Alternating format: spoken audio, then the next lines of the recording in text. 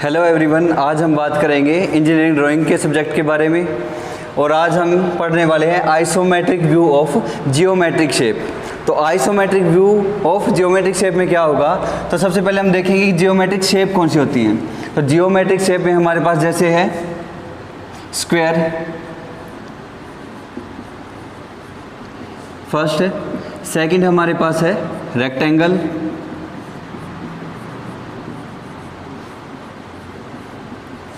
Third shape है circle, fourth pentagon, fifth hexagon और six है ट्रायंगल।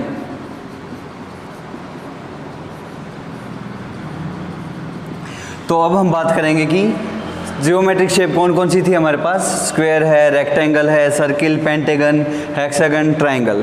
ये वो शेप है जो 2D शेप जो हमारे पास होते हैं उनको जियोमेट्रिक शेप कहते हैं। तो अब इस टॉपिक में हम बात करेंगे कि जो isometric view of geometric shape है वो कैसे बनाते हैं। तो स्टार्टिंग में हम बात करेंगे स्क्वायर की, रेक्टेंगल की और सर्किल की, कि स्क्वायर यानी वर्ग, आयत और वृत्त का आइसोमेट्रिक व्यू कैसे बनाते हैं। दूसरी बात हमारे पास क्या है कि आइसोमेट्रिक व्यू क्या होते हैं। आइसोमेट्रिक व्यू जो होते हैं हमारे पास, वो हमारे पास किसी भी डायग्राम के जो 2D जो 3D ऑब्जेक्ट होते हैं हमारे पास, उसके आइसोमेट्रिक व्यू बनाने के लिए इसका यूज़ किया जाता है। आइसोमेट्रिक व्यू में हम क्या करेंगे, जैसे इसमें जो जियोमेट्रिक शेप है उसमें आइसोमेट्रिक व्यू बनाएंगे किस किस का, रेक्टेंगल का, स्क्वायर का और सर्किल का। तो आइसोमेट्रिक व्यू हमेशा हम 37 से 30 डिग्री के एंगल पर बनाते हैं। हमेशा 37 से जो 30 डिग्री के एंगल पर बनाए जाएंगे दोनों तरफ, वो हमारे पास होते हैं आइसोमेट्रिक व्यू। तो यहाँ पे इस तरीके से हम 30 डिग्री के एंगल पर दो लाइनें खींचते हैं और वहाँ पर हम आइसोमेट्रिक व्यू ड्रॉ करते हैं। जैसे अगर हम डायमेंशन लेते हैं, जैसे हमें स्क्वायर का आइसोमेट्रिक व्यू बनाना है, तो स्क्वायर की डायमेंशन हम लेते हैं 40 mm, यानी 40 mm हम इसकी डायमेंशन है स्क्वायर की, यानी वर्ग की डायमेंशन है 40 mm, और इस पर हम क्या करेंगे, इसका आइसोमेट्रिक व्यू बनाएंगे। तो सबसे पहले हम क्या करेंगे, एक क्षैतिज लाइन खींचेंगे। अब इस लाइन पर हम किसी भी पॉइंट से एक पॉइंट मानेंगे और इस पॉइंट से दोनों तरफ 30 डिग्री के एंगल पर लाइनें खींचेंगे इस तरीके से। यानी ये जो एंगल वो होगा वो भी हमारे पास 30 डिग्री का होगा और इस तरफ भी एंगल हमारे पास 30 डिग्री का होगा। यानी जो आइसोमेट्रिक व्यू है हमेशा 37 से दोनों ओर 30 डिग्री के एंगल पर बनाए जाते हैं। तो जियोमेट्रिक शेप कौन कौन सी थी, square, rectangle, circle, pentagon, hexagon और ट्रायंगल। तो सबसे पहले हम बात करेंगे कि स्क्वायर का जो आइसोमेट्रिक व्यू है यानी 30 डिग्री पर वर्ग को कैसे बनाएंगे। तो हमारे पास इसकी डायमेंशन कितनी है, 40 mm। तो अब हम क्या करेंगे, एक जैसे पॉइंट हमने माना था ये A, अब इस पॉइंट से हम दोनों तरफ 30 डिग्री के एंगल पर लाइनें खींचेंगे। उसके बाद क्या करेंगे, स्क्वायर की हमारे पास डायमेंशन कितनी है, वर्ग की 40 mm। तो हम क्या करेंगे, A पर प्रकार रख के 40 mm की प्रकार को खोल के इस तरीके से एक चाप लगाएंगे। सेम इसी पॉइंट से दूसरी तरफ भी, यानी जो दूसरी लाइन थी 30 डिग्री की, वहाँ पर भी हम एक 40 mm की चाप लगाएंगे। तो इस तरीके से दोनों तरफ हम 40-40 mm की चाप लगा देंगे, क्योंकि हमारे पास जो वर्ग की डायमेंशन है वो 40 mm है। अब इसके बाद हम क्या करेंगे, जो हमारे पास ये दो पॉइंट आए थे, तो हम इस पॉइंट से भी एक 40 mm की प्रकार खोल के चाप लगाएंगे। सेम इस पॉइंट से भी, दूसरे पॉइंट से भी यहाँ से 40 mm की प्रकार रख के एक चाप लगा देंगे। उसके बाद हम क्या करेंगे, जहाँ पर ये दोनों पॉइंट क्रॉस हो रहे हैं, चाप आपस में क्रॉस हो रही हैं, उसको इस तरीके से आपस में मिला देंगे। तो ये हमारे पास होगा A पॉइंट, ये हमारे पास होगा B, और ये C पॉइंट, और ये D। हम हमेशा एंटी क्लॉकवाइज डायरेक्शन में चलेंगे, जैसे A, B, C और D। तो इस तरीके से ये हमारे पास है वर्ग का आइसोमेट्रिक व्यू। एक बार हम दोबारा इसे बना के देखते हैं। सबसे पहले हम क्या करेंगे, एक क्षैतिज लाइन खींचेंगे और इस लाइन पर कोई भी एक पॉइंट लेंगे हम। जैसे मैंने इस लाइन पर ये एक पॉइंट लिया है, इस पॉइंट को मैं नाम दे देता हूँ A पॉइंट। अब मैं क्या करूँगा, हमेशा आइसोमेट्रिक व्यू जो है वो 30 डिग्री पर बनते हैं 37 से दोनों तरफ। तो हम यहाँ पे क्या करेंगे, A पॉइंट से 30 डिग्री पर एक लाइन इस तरफ खींचेंगे। ये जो एंगल होगा वो हमारे पास होगा 30 डिग्री का, और इसी तरीके से इस तरफ भी एक 30 डिग्री का एंगल बनाएंगे। तो ये हमारे पास हो गया दूसरा एंगल 30 डिग्री का। अब हम क्या करेंगे, जो डायग्राम बनाना है उसकी डायमेंशन के हिसाब से इस डायग्राम में यहाँ पे चाप लगाएंगे। तो वर्ग बनाने के लिए हमें क्या करना था, सबसे पहले डायमेंशन हमारे पास दी थी 40 mm, तो हम क्या करेंगे ए से 40 mm की प्रकार खोल के एक चाप लगाएंगे। तो इस तरीके से ये हमारे पास एक चाप आ जाएगी। सेम दूसरी तरफ भी 40 mm की एक चाप लगाएंगे। ये चाप हम 40 mm की क्यों लगा रहे हैं, क्योंकि वर्ग की सारी भुजाएं समान होती हैं। अब हम क्या करेंगे, जो चाप लगाई थी वहाँ से भी 40 mm की एक चाप लगाएंगे सेंटर पे, और दूसरी चाप से भी एक 40 mm की चाप लगाएंगे। अब वर्ग की सारी भुजाएं समान है, इसलिए हमने 40-40 mm की चाप लगाई थी। तो इस तरीके से ये वर्ग का आइसोमेट्रिक व्यू बन जाता है। ये है हमारे पास स्क्वायर यानी वर्ग का आइसोमेट्रिक व्यू। उसके बाद हम बात करते हैं रेक्टेंगल का आइसोमेट्रिक व्यू कैसे बनाते हैं। तो रेक्टेंगल का आइसोमेट्रिक व्यू बनाने के लिए हमें इसकी डायमेंशन चाहिए। तो अगर हम यहाँ पे डायमेंशन इसकी 40 × 30 mm ले लें, यानी 40 × 30 mm, यानी 40 mm × 30 mm अगर इसकी डायमेंशन है हमारे पास, तो सबसे पहले हमें क्या करना है, सबसे पहले एक क्षैतिज लाइन खींचेंगे जैसे हमने वर्ग में बनाई थी, और इस पर कोई भी एक पॉइंट मानेंगे। जैसे मैंने यहाँ पर एक पॉइंट ये ले लिया, इसका नाम दिया ए। अब इस पॉइंट से मैं क्या करूँगा, अब ए पॉइंट से हम क्या करेंगे, 30 डिग्री पर दोनों तरफ लाइनें खींचेंगे। तो इस तरीके से यहाँ भी 30 डिग्री पर एक लाइन खींचेंगे, सेम दूसरी तरफ भी 30 डिग्री पर एक लाइन खींचेंगे। अब वर्ग में हमने क्या किया था, ए से ये जो चाप लगाई थी बी तक की, वो कितनी थी 40 mm की, और ए से जो डी की चाप लगाई थी वो भी 40 mm की। पर आयत के केस में क्या होता है, हमारे पास आयत होता क्या है, जिसके आमने सामने की भुजाएं बराबर हों। तो इसमें हम क्या करेंगे, एक तरफ 40 mm की चाप लगाएंगे और दूसरी तरफ 30 mm की चाप लगाएंगे। तो हम ए पॉइंट से क्या करेंगे, 40 mm की प्रकार खोल के एक यहाँ पर चाप लगाएंगे। हमेशा हम एंटी क्लॉकवाइज ही चलेंगे, ABCD। तो ऐसे अगर ये पॉइंट ए है हमारे पास, तो ये होगा बी।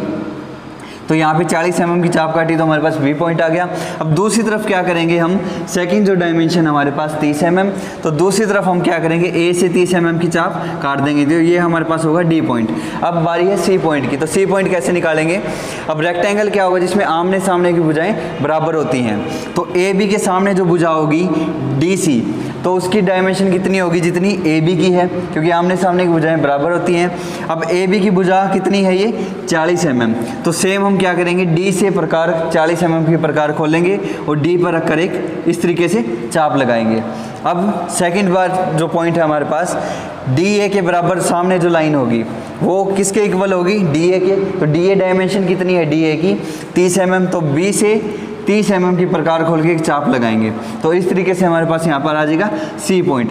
जिस पॉइंट पर दोनों पॉइंट क्रॉस हो रहे थे उनको इस तरीके से आपस में मिला देंगे। तो ये हमारे पास क्या होगा, रेक्टेंगल का आइसोमेट्रिक व्यू।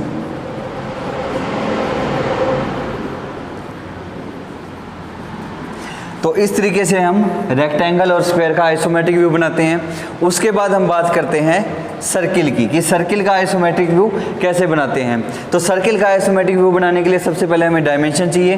तो अगर हम इसकी यहाँ पे डायमेंशन 40 mm ही लेंगे जितनी हमने स्क्वायर की ली थी, तो सबसे पहले हम इसमें क्या करेंगे, एक स्क्वायर ही बनाएंगे। सर्किल का आइसोमेट्रिक व्यू बनाने के लिए क्या करेंगे, सबसे पहला काम हमारे पास क्या है कि हम एक क्षैतिज लाइन खींचेंगे। अब इस लाइन पर कोई भी एक पॉइंट लेंगे, जैसे मैंने ये ए पॉइंट ले लिया। अब उसके बाद हमारे पास क्या काम करना था कि ए पॉइंट से दोनों तरफ 30 डिग्री का एंगल बनाना है।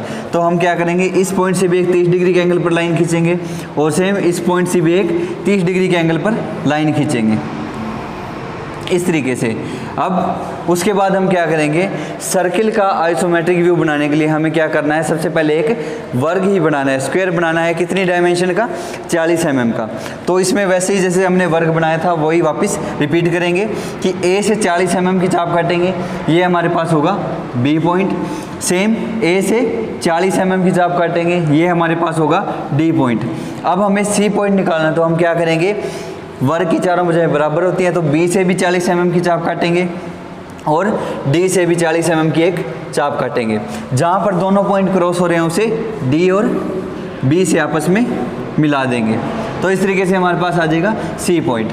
उसके बाद हम क्या करेंगे, इन सभी जो A B B C C D और डी ए लाइन है उनका सेंटर पॉइंट निकालेंगे। जैसा कि हमें पता है कि ए से बी की दूरी कितनी है, 40 mm है, तो जो सारी डायमेंशन 40 mm है हमारे पास, तो उसका सेंटर पॉइंट कितने पे होगा, 20 mm पे। तो हम 20 mm की प्रकार ओपन करेंगे और ए से 20 mm पे एक पॉइंट लगा देंगे। इसी तरीके से बी से भी 20 mm पे पॉइंट, सी से भी 20 mm पे पॉइंट और डी से भी 20 mm पे पॉइंट। यानी इस तरीके से हम चारों लाइनों के सेंटर पॉइंट निकाल लेंगे। अब इनको हम नाम देते हैं 1, 2, 3 और 4। उसके बाद हम क्या करेंगे, जो सेंटर हैं आमने सामने के जो सेंटर है उनको आपस में मिला देंगे। जैसे 3 को 1 से मिला दिया, उसके बाद 2 को 4 से मिला दिया। इतना काम करने के बाद हमें क्या करना है, D को B से मिलाना है। जो विकिरण है हमारे पास D को B से मिलाना है। एक बार मैं वापस रिपीट कर देता हूँ। सबसे पहले हम क्या करेंगे, सर्किल का आइसोमेट्रिक व्यू बनाने के लिए जितनी डायमेंशन है यानी 40 mm उतनी डायमेंशन का एक वर्ग बनाएंगे, यानी एक क्षैतिज लाइन खींचेंगे। उसके बाद A पॉइंट लेके दोनों तरफ 30 डिग्री पर लाइनें खींचेंगे। फिर 40 mm की दोनों तरफ प्रकार से चाप लगाएंगे। B से भी 40 mm की चाप और D से भी 40 mm की चाप। इस तरीके से चाप लगाने पर हमारे पास आएगा C पॉइंट। उसके बाद हम क्या करेंगे, जो सारी लाइनें हैं हमारे पास A B B C C D और D A, इन सब के सेंटर पॉइंट निकालेंगे। सेंटर पॉइंट कैसे निकालेंगे, अगर 40 mm डायमेंशन है तो हम 20 mm की प्रकार खोल के सभी लाइनों के सेंटर पॉइंट निकाल लेंगे। उसके बाद उनको नाम देंगे 1, 2, 3, 4। उसके बाद हमें क्या करना था, 3 को 1 से मिलाना था और 2 को 4 से, यानी जो आमने सामने के सेंटर हैं उनको आपस में मिलाना था। उसके बाद हम क्या करेंगे, D से B को मिला देंगे। अब ध्यान से देखिएगा, हम क्या करेंगे, तीसरे जो पॉइंट को A से मिलाएंगे। तीसरा जो पॉइंट होगा उसे A से मिलाएंगे। जब तीसरे पॉइंट को A से मिलाएंगे तो DB लाइन को तीसरे को A से मिलाने पर जो जहाँ पे क्रॉस कर रही है, यानी जो DB लाइन है जहाँ क्रॉस हो रही है इसमें, वो होगा हमारे पास एक सेंटर पॉइंट। इसे हम P1 मान लेते हैं। इसी तरीके से C को अगर 1 से मिलाएंगे तो ये जो लाइन है वो DB को जहाँ पे क्रॉस कर रही है वो हमारे पास होगा एक दूसरा सेंटर पॉइंट, जिसे हम P2 नाम देते हैं। अब हम इतना काम करने के बाद हमें क्या करना है, इसमें एक सर्किल ड्रॉ करना है। तो ये सारा काम आप किस पेंसिल से करोगे, 2H पेंसिल से, क्योंकि उसने पूछा हमसे क्या है कि हमें एक सर्किल का आइसोमेट्रिक व्यू बनाना है। तो ये सिर्फ एक मेथड है उसे बनाने के लिए, तो ये काम हम 2H पेंसिल से करेंगे। अब इसमें जो हमें सर्किल बनाना है, उसका आइसोमेट्रिक व्यू बनाना है, वो हम HB पेंसिल से बनाएंगे। तो इसमें अब हम क्या करेंगे, P1 पर प्रकार रख के 3 तक दूरी लेंगे। P1 पे प्रकार रखे तीसरे पॉइंट तक की दूरी लेके एक आर्क बनाएंगे इस तरीके से, जो 4 पर जाके मिलेगी। सेम दूसरी तरफ भी हम यही करेंगे कि P2 पे प्रकार रख के 2 तक की दूरी लेके एक आर्क बनाएंगे जो 1 नंबर पॉइंट पे जाके मिलेगी। अब हम क्या करेंगे, अब दोनों आर्क बनाने के बाद A पर पॉइंट प्रकार रख के 3 तक की दूरी लेंगे, यानी A पर प्रकार रख के 3 तक की दूरी लेके उसे 2 तक इस तरीके से मिला देंगे। उसके बाद C पे प्रकार रखेंगे और चौथे पॉइंट तक की जो दूरी हमने आर्क बनाई थी वहाँ तक की दूरी लेके इसको इस तरीके से 1 से मिला देंगे। तो ये हमारे पास होगा वृत्त का आइसोमेट्रिक व्यू। ये एक इलिप्स शेप होती है, यानी दीर्घवृत्त शेप बनेगी। जो वर्त का आइसोमेट्रिक व्यू है वो एक दीर्घवृत्त बनता है।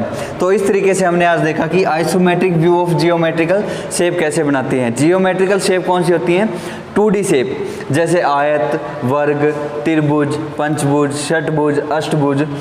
तो ये हमारे पास कौन सी शेप होती है, जियोमेट्रिक शेप। उसके बाद बात करें आइसोमेट्रिक व्यू की, तो आइसोमेट्रिक व्यू जो है हमेशा 37 से 30 डिग्री पर बनते हैं, यानी इसमें जो डायग्राम की लंबाई चौड़ाई होती है वो 37 से 30 डिग्री पर बनेगी जियोमेट्रिकल शेप में। और जो 3D शेप में होगी तो उसमें भी यही होगा कि जो लंबाई और चौड़ाई है डायग्राम की किसी भी ऑब्जेक्ट की वो 30 डिग्री पर बनेगी और जो उसकी ऊंचाई होती है वो 90 डिग्री पर बनती है। यानी आइसोमेट्रिक व्यू कौन से होते हैं, जो हमेशा 37 से दोनों ओर 30 डिग्री पर बने।